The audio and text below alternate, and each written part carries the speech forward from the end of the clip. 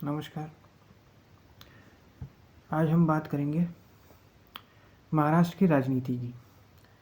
महाराष्ट्र की राजनीति में यूँ तो कई सारे भूचाल आ रहे हैं, लेकिन अब एक पार्टी का दोगलापन भी सामने आ रहा है। पहले भारतीय जनता पार्टी के ही कई सारे नेताओं ने नवाब मलिक पे आरोप लगाया था कि ये जो हैं इनका संबंध दाऊद इब्राहिम और डी कंपनी के बाकी लोगों से है, छोटा शकील से, टाइगर मेनन से। मैं आरोपों की पुष्टि नहीं कर रहा हूँ, लेकिन खुद ही आरोप लगाकर इन्होंने खुद ही अजीत पवार के साथ गठबंधन किया, जहाँ पे नवाब मलिक भी थे।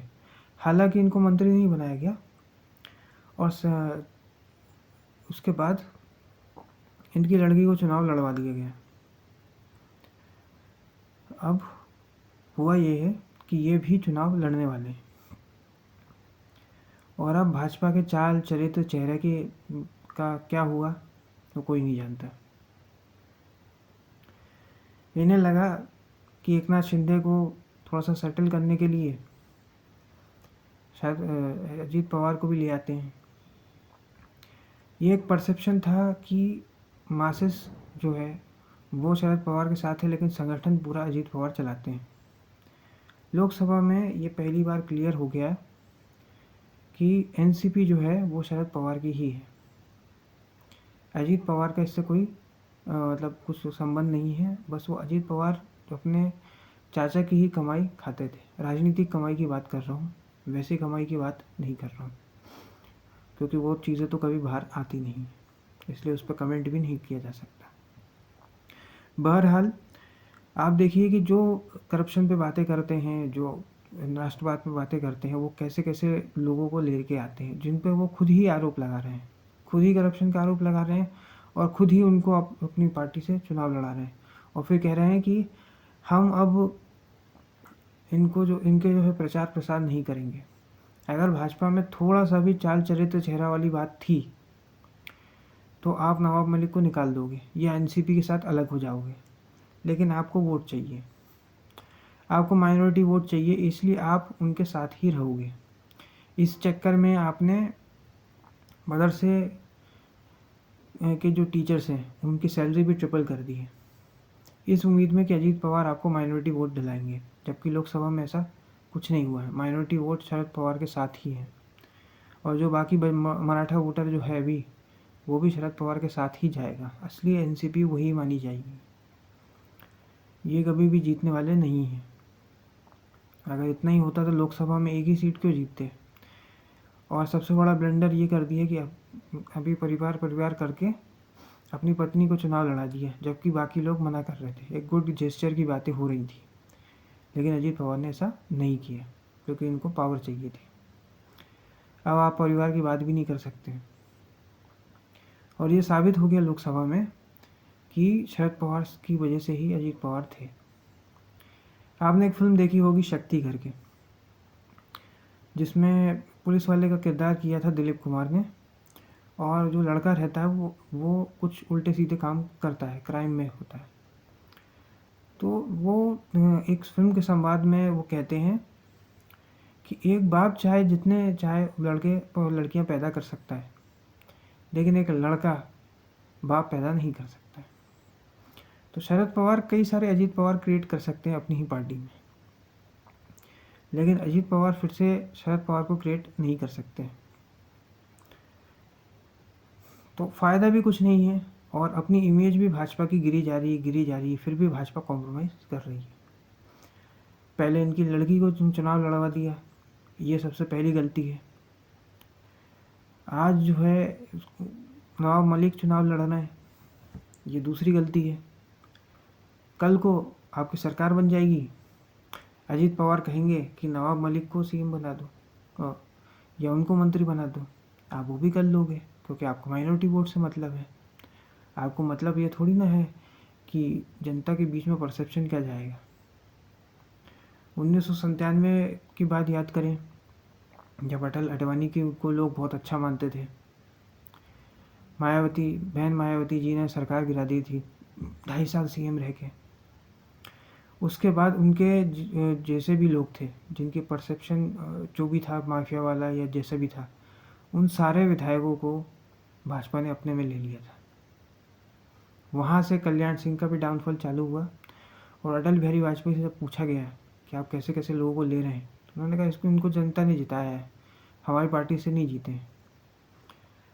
और उसके बाद 20 साल तक भाजपा कभी यूपी में नहीं जीत पाई।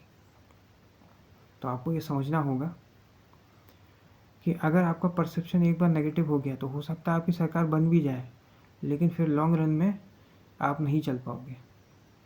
और आपके ही नेताओं ने ये आरोप लगाए थे कि नवाब मलिक का संबंध है अंडरवर्ल्ड से, और आपसे उम्मीद ये की जाती है कि सरकार बनने के बाद आप जांच कराओगे, ना कि उन्हीं को अपने गोद में बिठा लोगे।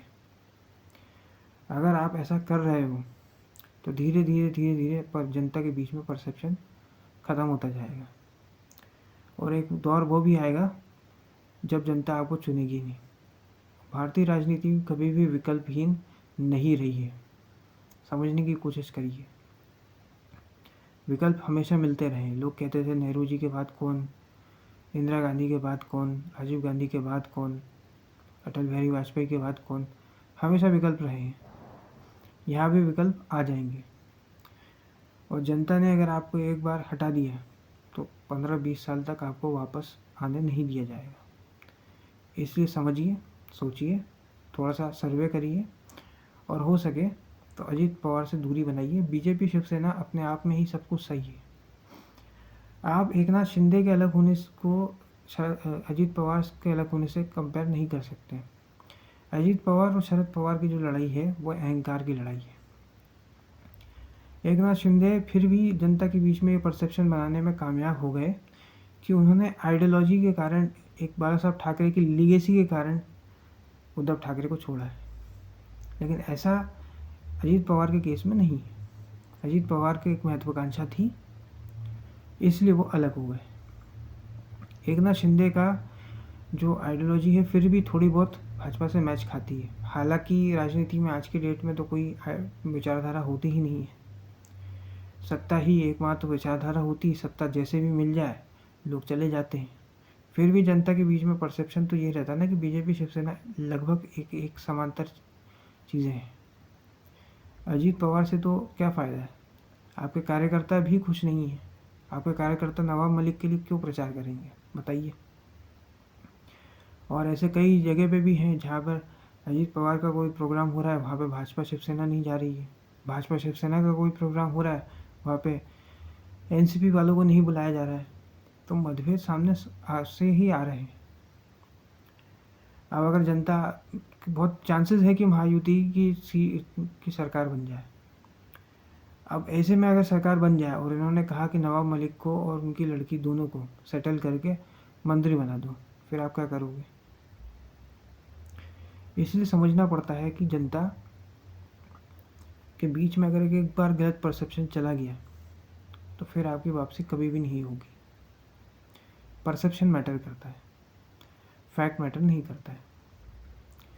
इसलिए आज अगर आप नवाब मलिक को ले रहे हो, कल को अबू आज़मी को भी ले लोगे, परसों फिर उमर खालिद को भी ले लोगे, फिर जिसको आपने ही जेल भेजा है वरवरा राव, उनको भी जेल से निकलवा के भाजपा में ज्वाइन करवा दोगे।